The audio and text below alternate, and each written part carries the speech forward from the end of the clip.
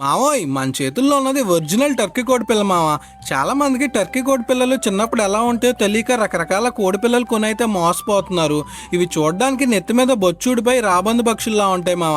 మన లాస్ట్ వీడియోలో చూపించిన లేయర్ కోడి పిల్లలు మావ. ఇవైతే ఒరిజినల్ టర్కీ కోడి పిల్లలు.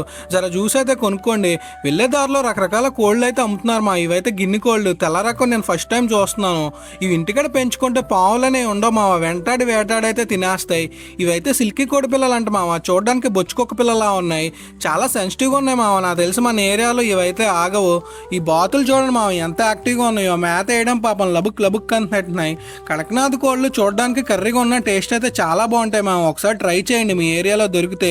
ఇవైతే సొనాలి కోడి పిల్లలు అంట మావ. నేను చాలా సైలెంట్గా ఉన్నాయి అనుకున్నాను. మేత తెలిసింది మావ ఎంత యాక్టివ్గా ఉన్నాయో. నేనైతే జత కొనుక్కున్నాను మావ. నాకు 500 పడింది.